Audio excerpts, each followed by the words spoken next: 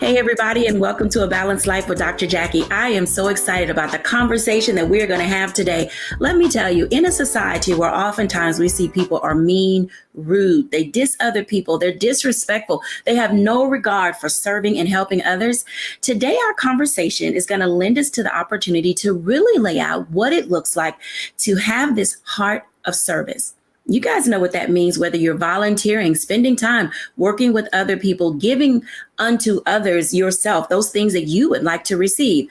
You see, sometimes we forget what it looks like to be able to serve others with a glad and sincere heart, or sometimes just to sit back and make a level of sacrifice in order to be able to let someone else have a good day.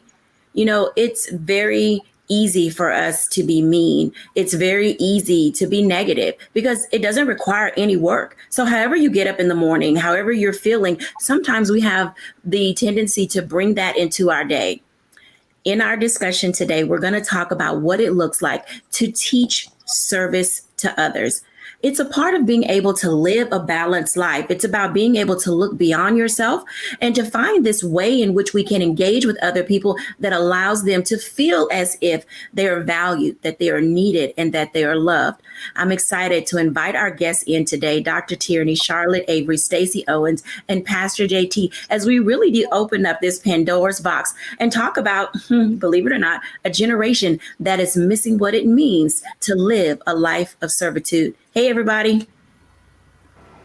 Hello, everyone. I am so glad to see you guys. Let me tell you, there are so many ways that our lives can get off center. And oftentimes it deals with, I'll start with me. So sometimes my day, even though I wake up balanced and I feel like I'm in a really great space, if I go to the mall or to the store or the car wash or I'm running around doing errands, I always bump into someone who is unkind, someone who is in a pissy mood, someone who just, for whatever it is, got up on the wrong side of the bed and decided to bring that angst and anxiety and all of those things with them into their own space. And then it filters over into my space. One of the questions that I'm curious about today is, how do you all deal with bumping into people who spill over their ish into your space? I know it's loaded. Going for it, y'all. Wow. Stacey, let's start with you. I mean, how do you deal with that when people just kind of dump into your space when you're like in this great space of your own? I don't deal with it because that's them. I mean, I think I've come to a place in my life where I'm learning that, I'm going to let you carry your own water. That's your issue. I don't know what happened and I don't know what's going on, but I'm going to respect the fact that I'm going to give you grace and say, perhaps they're just having a bad morning. I'm not going to take it personal. I'm doing really good about learning not to take stuff personal, because I think if your emotions spill over to me, it can only affect me if I allow it to. If I start taking it personal and thinking that it's about me. So I have gotten to this space where I just have learned, I'm going to let you keep that, but I'm going to lead with love. So I'll check in on you. I may even ask you, are you okay?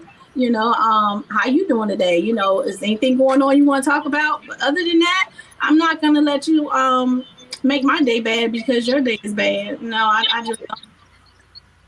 I really like that example that you used. I remember there was a commercial out some time back where the person would close the door on an individual or somebody would drop something and no one would pick it up. They let their basket roll into the street and no one did anything. And throughout the entire day, that negativity just continued to go on because we were paying negativity forward. Hey, Charlotte Avery, how are you dealing with when people sort of step into your space with the things that are bothering them?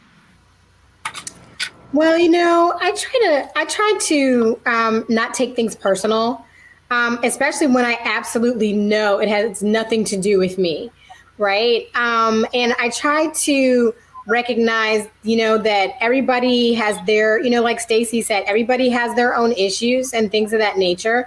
But I don't try to make somebody else's issues about me, especially when I know I didn't do anything to you. So, I try to treat people with kindness, no matter what their behavior is or whatever, because one thing that I know is that sometimes, when people are being negative, it's really sometimes coming from a place of it could be coming from a place of anxiety. It could be coming from a place of inadequacy. It could be coming from a place where, a kid or a spouse or somebody, really upset them or whatever. And so sometimes, when I see people who are bent out of shape because I am a hugger, I will always say, do you need a hug? Because, sometimes, I believe in hugging it out. I saw this study that said if you hug somebody for 20 seconds or longer, then it brings their heart rate down and, positive endorphins flow. Now, I know that we've been out of physical contact with things like, with people and each other or whatever. But, I don't reach for a hug. I always ask, can I give you a hug? And sometimes, it's just something like that, because you're thinking about, what, this person is thinking about me and they really want to hug me. And so sometimes that just starts to diffuse a situation. So I just try to remember, what, their issue is not about me. And I just try to give them grace and move on. Giving grace and moving on is definitely a sign of maturity. And oftentimes people don't possess that skill. Pastor JT, how you doing today? I'm doing great, Dr. Jacquie. How are you doing? I'm doing good. So are you hugging it out? Are you duking it out? How do you live with people who dump in your space? Wow. Well, I'm definitely not hugging it out. Monkeypox are here in these streets, so I'm trying to be as careful as I can. And I'm not duking it out. One thing that I will say to Charlotte's point is, especially in my capacity of service, I have to always be even kiltered. I have to always be level headed, because out here in these streets, I think everybody is walking with their cell phones on record. It always amazes me how it's always somebody that catches a video of something. And so, I've worked too hard to get to where I am right now. For one moment, somebody see Pastor Jay, being reminiscent of old school Mike Tyson. So I always, allow grace to be extended, because piggybacking off of what Charlotte said and what I have learned, especially in my service role in teaching at our local police department, a course that talks about building trust after trauma. There are a lot of people that we encounter that are in the midst of one of the worst days of their lives. And so sometimes we could take it personal and, start to say, well, I didn't do that, or I wouldn't do that to somebody, how dare them, or how dare. And we really don't know what that morning could have been like. They could have just gotten a telephone call and received some news that they really haven't had an opportunity to process. And you are the first person that they engage. So I think that word grace has to be extended, especially for us who live and float in this service space. Now, I will say that is for that one-off chance encounter. But now if I could take it a step further, because some of our viewers are on right now and you don't have control of your bowl of Cheerios. You feel the need to be everything for everybody. And then when somebody has a bad day, you feel that it's your responsibility to try to shift them and make them okay. And you have found yourself affected after you have tried to change them. And so if you find yourself in a habitual mode with somebody that is always in a sour disposition, that's who they are. So now, and sometimes you have to extend grace. And then there are some times that you have to identify where it's time for me to exit stage right. Exiting stage right. Hey, Dr. Tierney. Hey. What say ye? So I echo what everyone else, my esteemed colleagues, have said. The only thing that I would add is that when we encounter, situations where someone else's stuff has kind of spilled over, into our plate, the thing that I try to make sure that I don't do is to respond with apathy.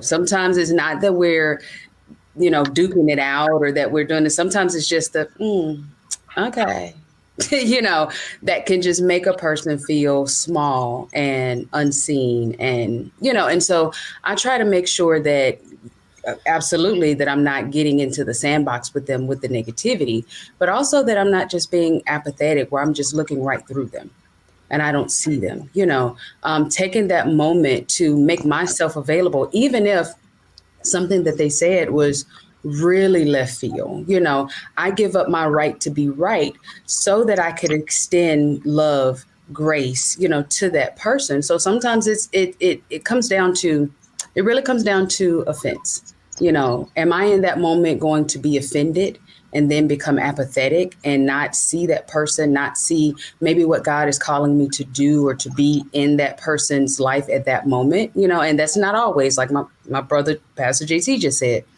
not every need has my name on it, you know, but if I make sure that I'm being open and receptive to whatever the Holy Spirit is saying in that moment, you know, then it lets me know what I'm supposed to do in that moment and not just shut it down and be like, okay, whatever, you know, and just walk off. So making sure that we're not being apathetic to one another is also key.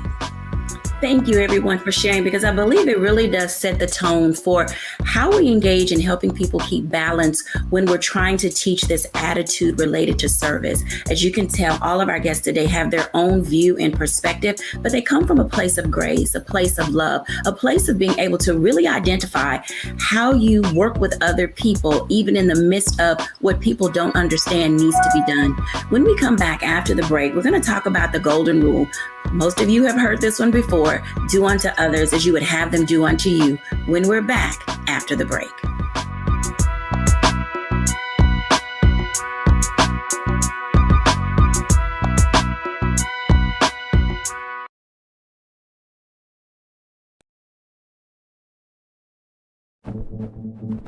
For decades, the tobacco industry has deliberately targeted Black communities and kids with marketing for menthol cigarettes. It's had a devastating impact on Black health. Tobacco use claims 45,000 Black lives every year. It's the #1 cause of preventable death. In the 1950s, less than 10% of Black smokers used menthol cigarettes. Today, it's 85%. Ban menthol cigarettes. Save lives.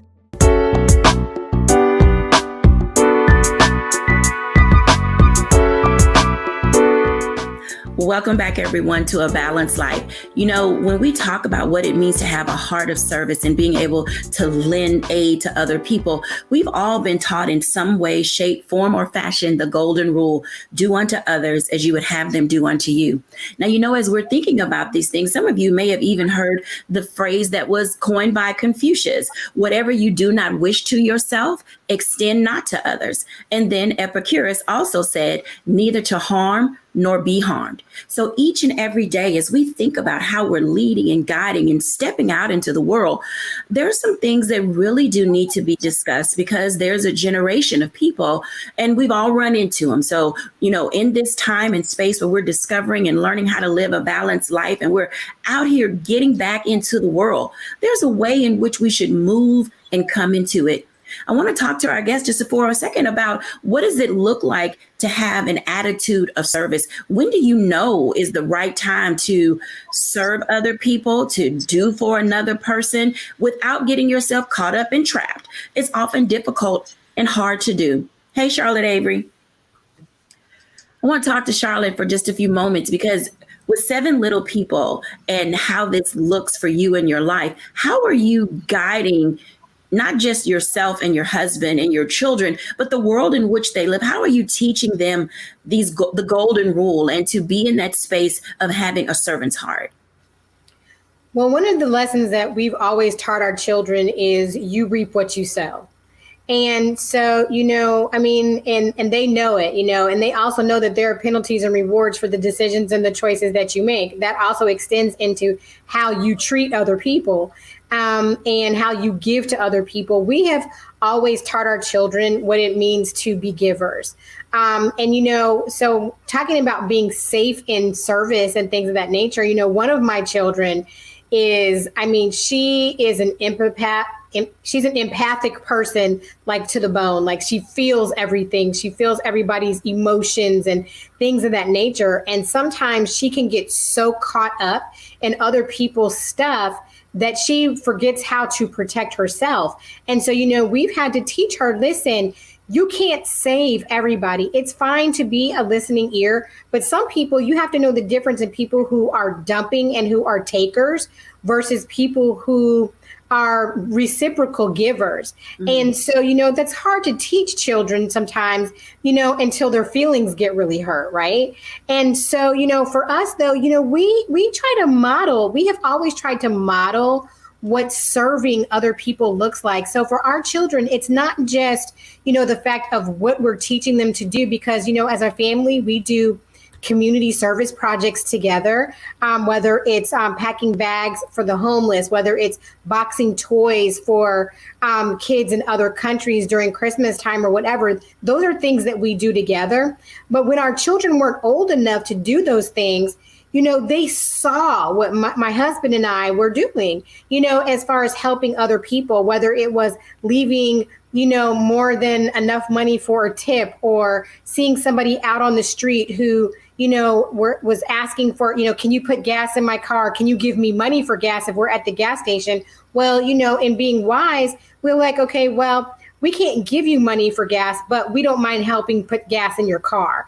And so, these are things that our children have seen over the years, from the time that they were born. And so for my kids, our children, they are natural givers. Some of them are a little bit more tight with it every now and then, but at the same time, they have a heart to love people and to serve people and to give to people. But one reason why I believe they have that heart is because we, as their parents, have modeled it from the time from the time they were born. And so I believe that as adults, when we're talking about this particular generation and their selfishness and entitlement and things like that, I tell my children, listen, you're not entitled to anything except breakfast, lunch, dinner, and a roof over your head and clothes on your back. Anything else that you get is extra, and you're entitled to respect, right?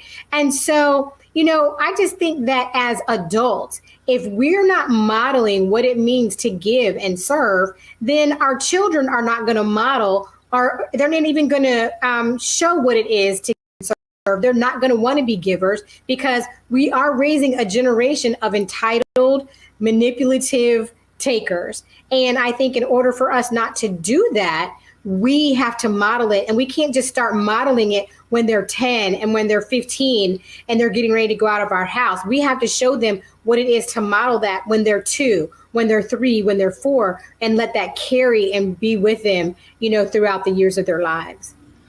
Throughout the years of their lives. I know that there's studies that talk about this age group that falls into this category, and it's literally Gen Z and millennials. And I recall, in the early 2000s, when we were looking at this babies raising babies and babies having babies generation, and there was so much learning that didn't take place because you had 13, 14, and 15-year-olds having children who also didn't have the skill set in order to raise them. And so I wonder sometimes if this gap that we had in this season of time where children were raising children, that we missed out on being able to teach them how to serve because they were so busy, growing up too fast. Pastor JT, you talk about this a lot, and, looking at these generations where we have this gap in serving.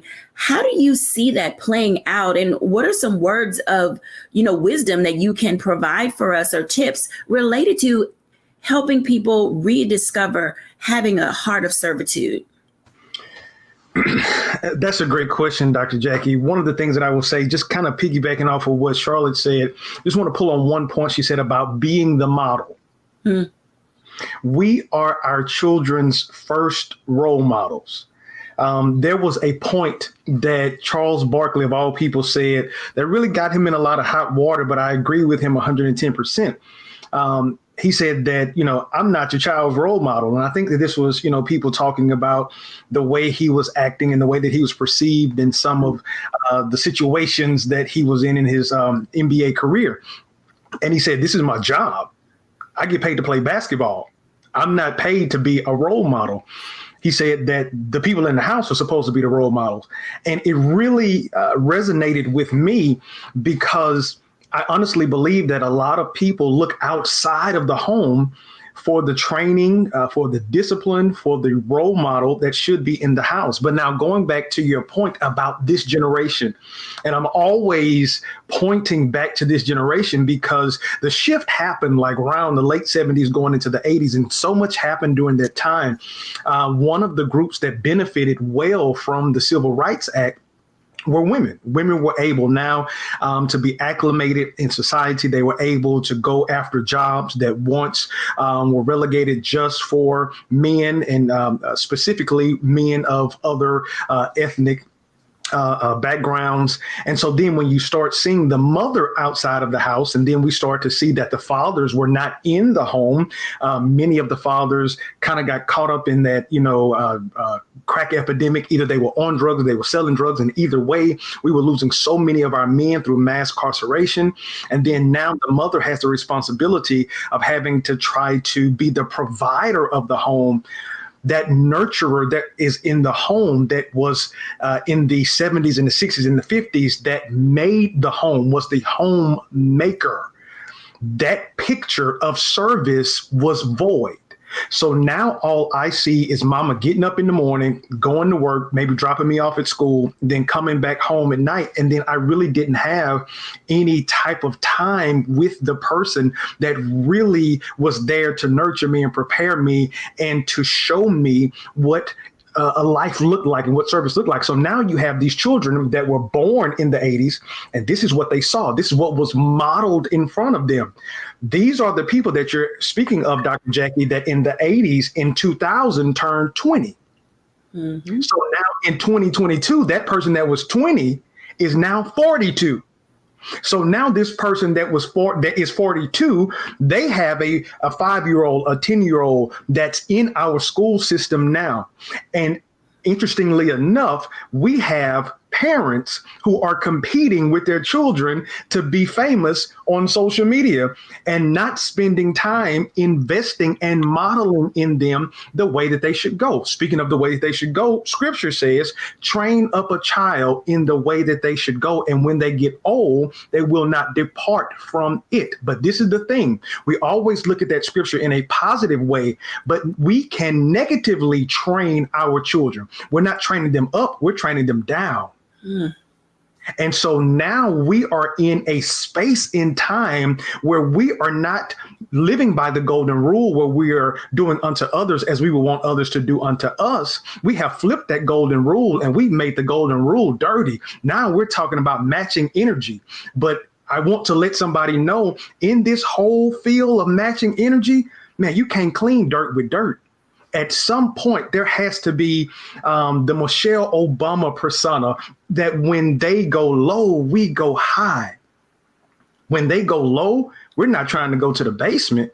We're trying to go high and set a standard, because our children are watching us. They're watching how we handle situations. They're watching how we talk to people. They're watching how we carry ourselves. They're watching how we respond. And their actions and characteristics, when they get to the school, this is the same student that you have in your home. So I believe that if I could offer a word to anybody, be in front of your child who you want your child to be when they are not in your presence.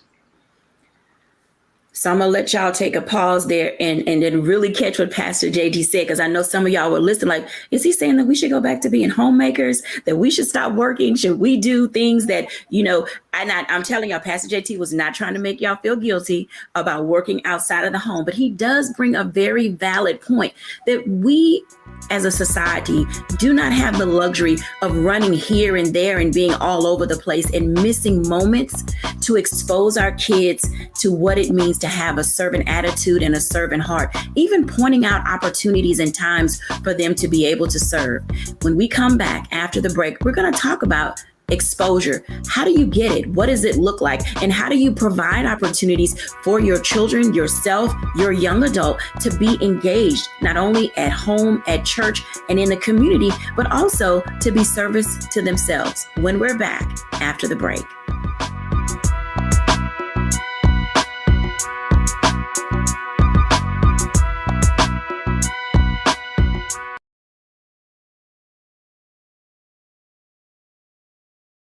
Black Star Network is here. Oh, no punch! I'm real revolutionary right now. Thank you for being the voice of Black America. All momentum we have now, we have to keep this going. The video looks phenomenal. See, there's a difference between Black Star Network and Black-owned media and something like CNN. You can't be Black-owned media and be scared. It's time to be smart. Bring your eyeballs home. You dig?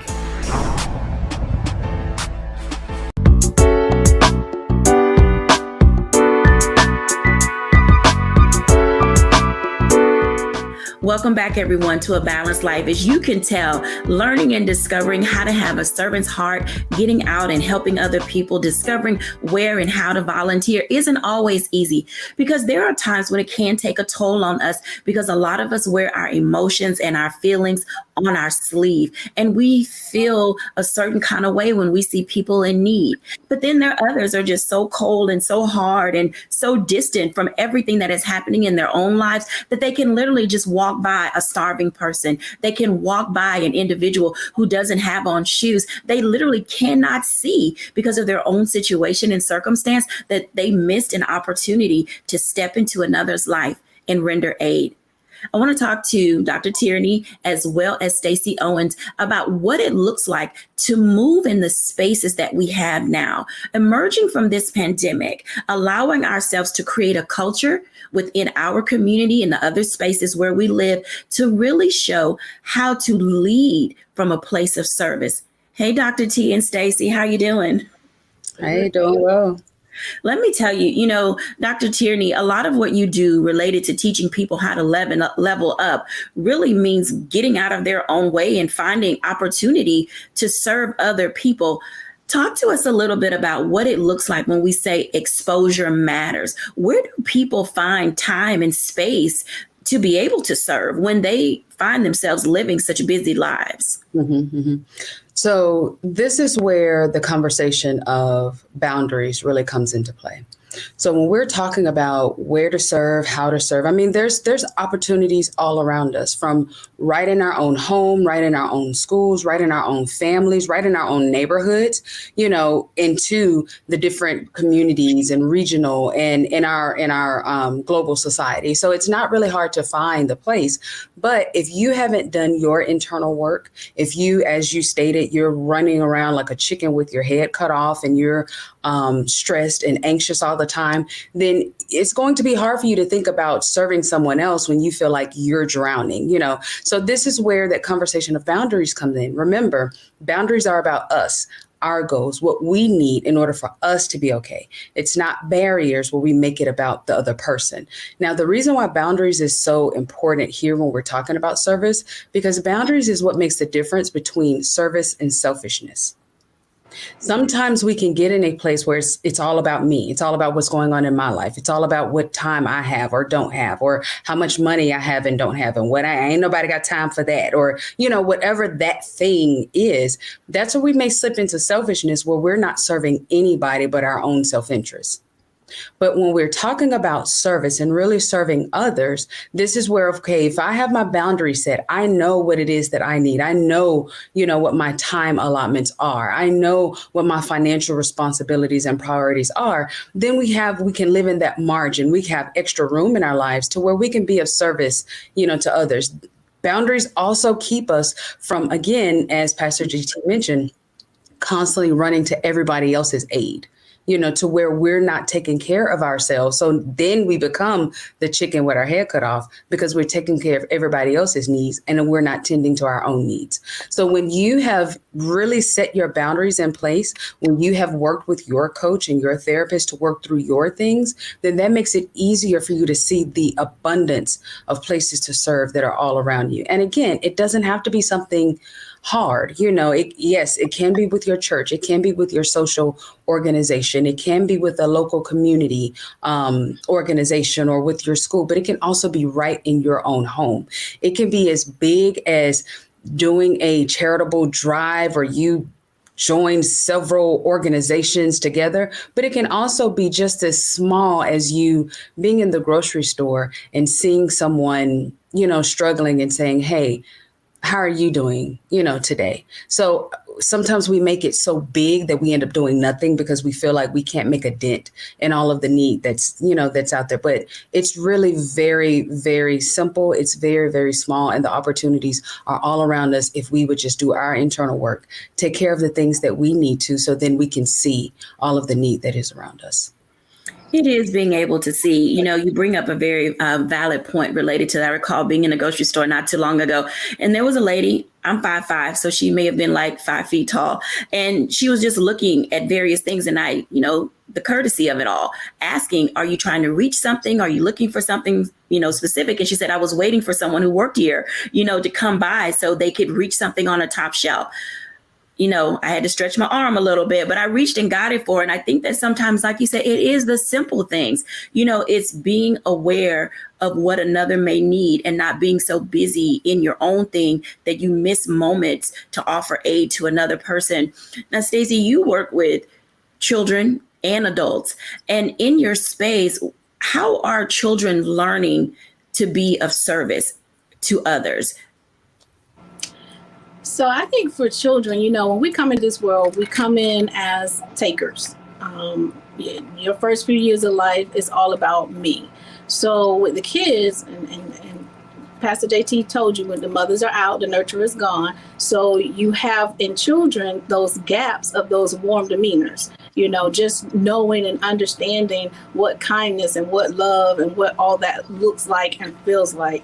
So I think it's important first, when it comes to the children, it's just teaching them how to have that servant mentality. Starts with just the simple understanding that it just means to do good to other people. So if we can break it down to that simplicity of every day you wake up, you get the opportunity to just find something that you can do good for someone else and you can serve daily.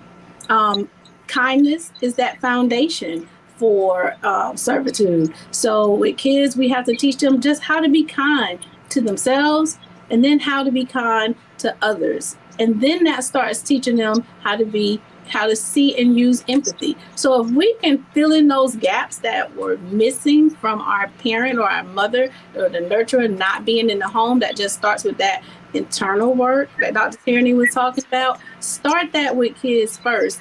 And then they will be able to reach out and look and care about someone else in the world beyond themselves. I want to invite Charlotte Avery into this conversation because I want to expand on something that the three of you are talking about. You mentioned the term warm demeanors.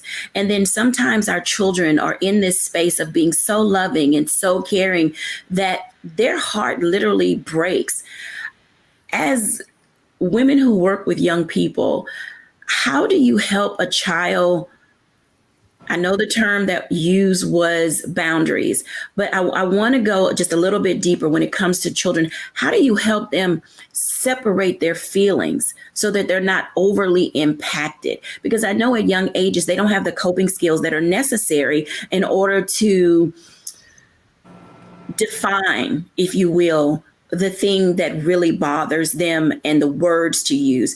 So Charlotte Avery, when you see your kids working in this space and you see your kids bringing issues home to you about another child, how are you talking to them about separating their feelings from the facts of a person's situation?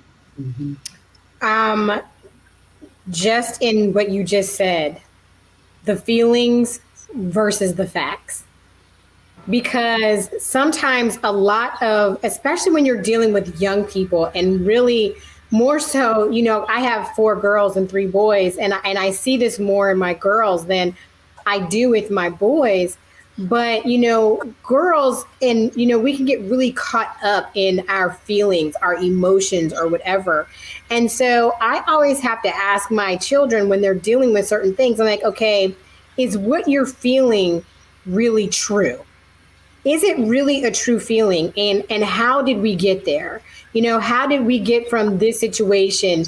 I want to know the facts of the situation so that I can deal with the feelings of the situation. Because sometimes, as parents, when our kids come to us with a lot of feeling and emotion or whatever, and, you'll be like, what? You said what? You did what to my kid or whatever? but it's really getting all of the information. Not that we don't believe our children, because we do, but it's really going back and saying, okay, I can't just see this from the eyes of just, I have to feel it from the heart of a 5-year-old, but I also have to go and get the details from all the people who were involved to see, are these feelings actually valid? Now, everybody's going to say, well, everybody's feelings are valid. Yes, they are. Everybody's feelings are valid. And I will never say that they're not. But sometimes when we don't have the facts, we can't even help to navigate the feelings. And so to me, I am a fact person. I want to know the facts so that I can help navigate the feelings of a situation, because the reality of it is that there are times that our children do come home very brokenhearted, whether it's something that happened to them or whether it's something that happened to somebody that they know. And I have some kids that are very justice centered. And so, they feel like if somebody was done wrong, then they want to do something about it. But I'm like, you got to, slow your roll.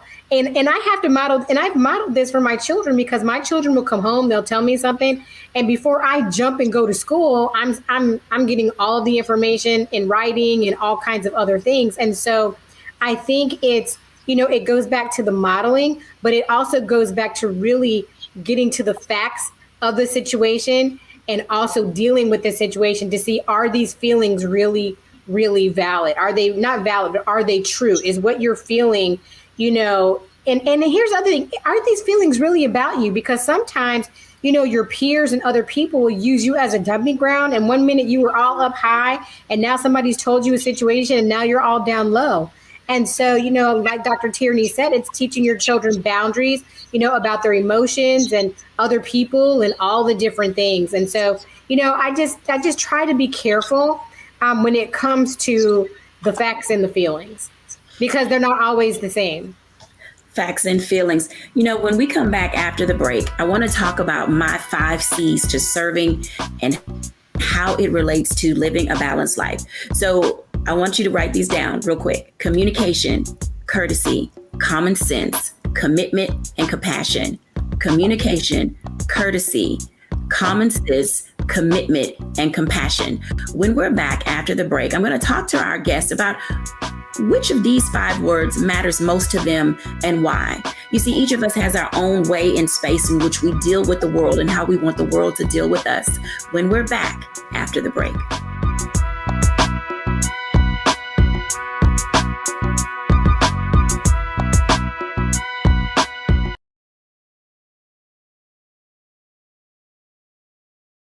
When you talk about blackness and what happens in Black culture, we're about covering these things that matter to us, speaking to our issues and concerns. This is a genuine people-powered movement. There's a lot of stuff that we're not getting. You get it, and you spread the word. We wish to plead our own cause.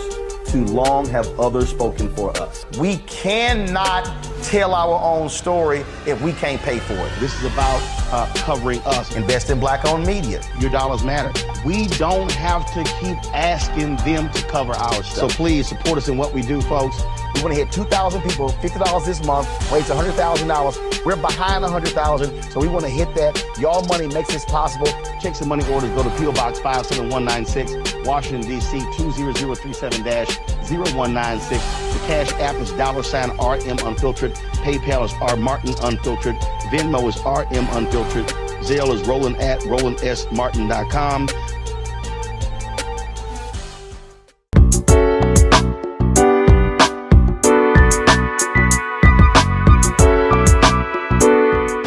Welcome back, everyone, to A Balanced Life. And as you can see, learning how to serve isn't easy. Teaching people how to serve has work involved. And so as we're engaging in what it looks like to come through this pandemic, and we're trying to decide how to be of service and picking certain causes where we want to lend our aid, it allows us to find the space that really works for us. But in order to do so, as I already stated, there are 5 ways that you have to discover as an individual how you want the world to engage with you and how you want to engage with the world. And they are communication, courtesy, commitment, common sense, and compassion. Welcome back, everybody. In this last block, all of us have a way of explaining why we do what we do or feeling the way in which we feel. And I think that these 5 hard C's are sometimes some ways in which we can really figure out not only how to teach people how to serve, but for ourselves to really allow ourselves to stay in our serving lane, because oftentimes we have a tendency to run ahead of all the things that we know make sense and then just kind of step out there, and then we find ourselves caught up or trapped. I want to start with Pastor JT. Pastor JT, which of these hard C's, is your C, and how does it relate to helping teach others how to serve and how you serve? I think all of them, but I'll take one because I want to leave some for my sisters. But mine is communication.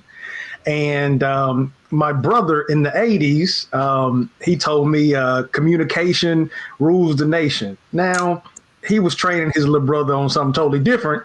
But I have kind of remixed it to now communication kills frustration. A lot of people are frustrated because we have uncommunicated expectations. And so we just expect people to do what we would do. And then it kind of teeters on your other C, common sense. Because as we know now in 2022, we have had 2 years, 2.5 years worth of time with ourselves and with other people to see that common sense just ain't common. You wouldn't think that you would have to fight nobody to put a mask on or wash their hands or actually cover their mouth when they sneeze. You would think that's common sense, but it's not. And there are so many people that operate in a space where we believe that everybody should look at the world through our lenses. So I think that that first C that I mentioned, communication, being upfront, being truthful, being honest, being vulnerable, and really communicating. I believe that that opens up an opportunity for service as well as for you to be served. Because communication, if you all hear me, communication is not just talking. Communication also involves listening. Absolutely. Charlotte Avery. First of all, you're dropping these 5 C's on us, and I'm struggling because all of them are so very, very, very important.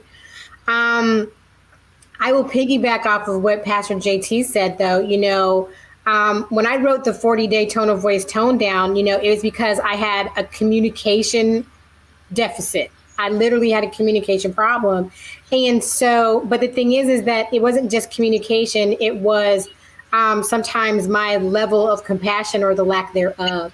And so I do believe that, how we communicate and when we communicate also, pours into how we treat people with compassion, because compassion is so important. Being empathetic is so important, and making people feel like they matter. But if your communication is off, and from the jump, then how do you even begin to be compassionate towards somebody? And then they're just going to tune you out, and they don't want to hear you or feel anything that you had to say because you came at them all wrong in the first place. So for me, the biggest 2 out of all of those, even though I was only supposed to pick one, is communication and compassion, because it just really, really matters. Because I believe that through my communication with you and how I'm dealing with you is also going to show my level of compassion. Compassion matters. I thank you for sharing that, because oftentimes we do, as Stacey said earlier, we live in this me generation. And then there are times where we feel like I'm going to say this, it's okay to be selfish before you learn how to become selfless. It's just a process, that we all go through. Stacey Owens, tell us about your C's. Yeah, like the other said, you need a little bit of all 5, but I think if I had to make a hard selection, I'm going to go with commitment, because I was fortunate to serve under the guidance of great mentors and great leaders, bosses. And I didn't have a problem with sitting at their feet and serving them and learning the processes that I needed to learn in order to be successful in what I do.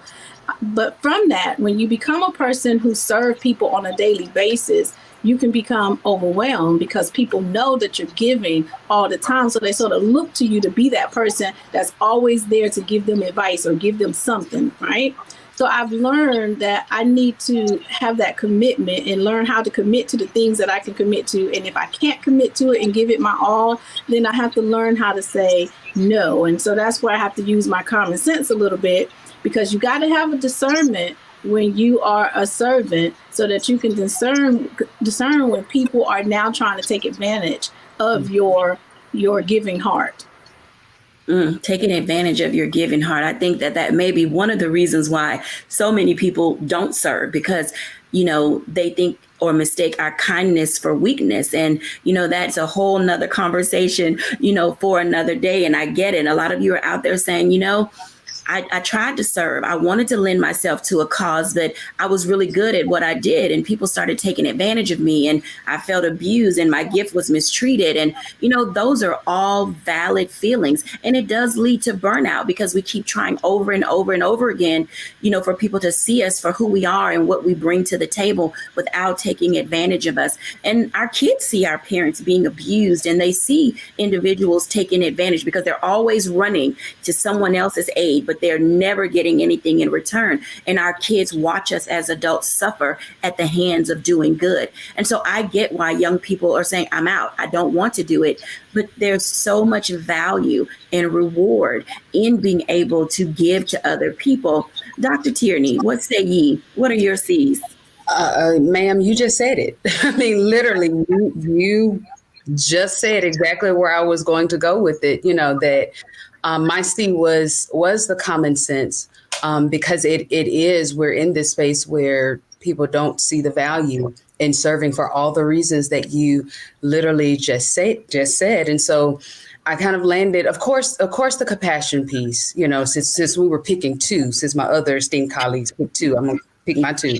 Compassion, of course, because it could be me, I could be the one that needs help. I could be the one that's needing that helping hand, or someone just to check in on me, or that advice, or that lift up, to help me get to my next level. So of course that compassion piece, but the common sense piece, absolutely. And part of what I wanted to highlight was, okay, why serve? So if you find yourself in that place where it's like, okay, Dr. T, you got to make this make sense, because I've tried it before.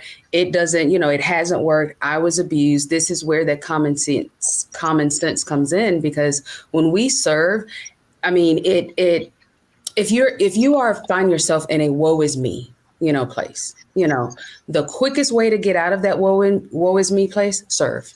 If you want your business to thrive, last week we talked all about entrepreneurship, and, you probably heard me say that if you want a business, then that means you want to be a servant. They call the different products and the things that we offer services for a reason. It's called customer service for a reason, so if you want your business to thrive and the only thing you're focused on is the bottom line, how much money you're going to make trying to grab the bag, then your business isn't going to thrive. But if you want your business to thrive, then focus in on serving your customers, with excellence. If you want to see the world change, serve, pretty much all of the things that we come in contact with that burns our toast and frustrates us, service can be an answer to most of those things. So that's why I picked the common sense, because sometimes we're making it a little harder than what it needs to be. And it just comes right on back to that common sense piece. Last week when we closed, I asked each one of you to say something that we wanted people to bring. And I'm going to ask you that again today, because I thought it was very enlightening. So if you could pick one word that people could bring to their service, tell me what that would be. Go, Charlotte Avery.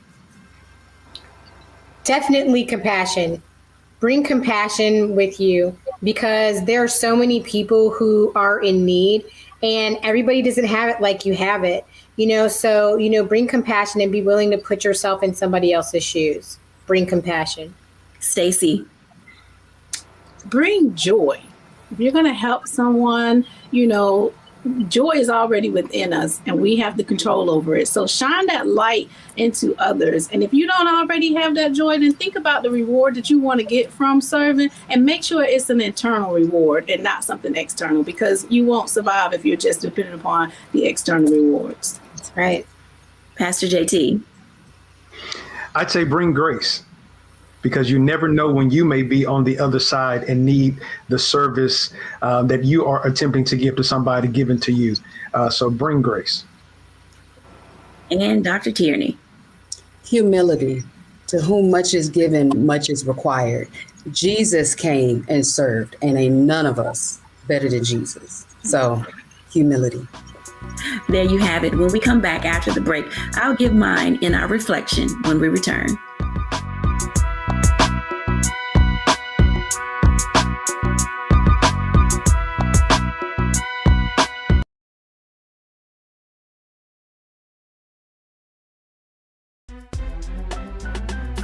I'm Faraji Muhammad, live from LA. And this is The Culture. The Culture is a two-way conversation. You and me. We talk about the stories, politics, the good, the bad, and the downright ugly. So join our community every day at 3 p.m. Eastern and let your voice be heard. Hey, we're all in this together. So let's talk about it and see what kind of trouble we can get into. It's The Culture, weekdays at 3, only on the Black Star Network.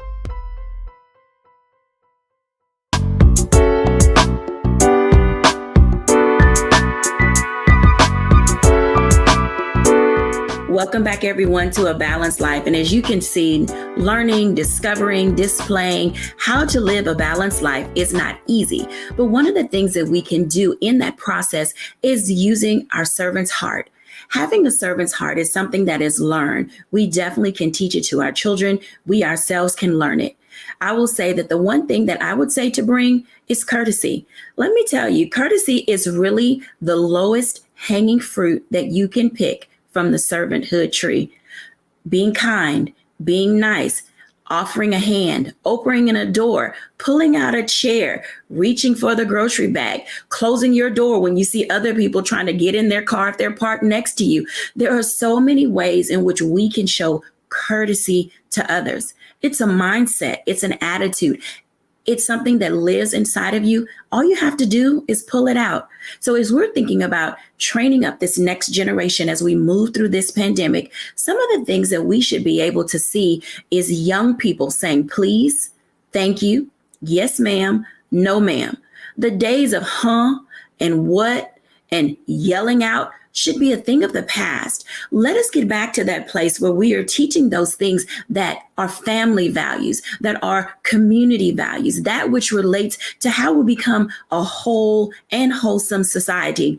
You see, developing a servant heart and a servant attitude literally begins with the people that are around you. You've heard our guest today talk about having mentors around you, utilizing a coach, having individuals in your space that will teach you, show you, nurture you, and push you out into avenues that give you the ability to showcase the skills of having a servant heart. I hope that something that we have said today has allowed you to feel as if you can get back at it again. I know some of you guys just kind of stopped out altogether because before the pandemic, people were abusing and using your gifts to their own advantage. I often say that things can change when we begin to wake up and see how others are benefiting from our blindness. So today, open your eyes, allow yourself to get back in the game and live with a servant's heart and attitude that you may bring sunshine to others. Thank you all for watching today. Have a great day now. Bye.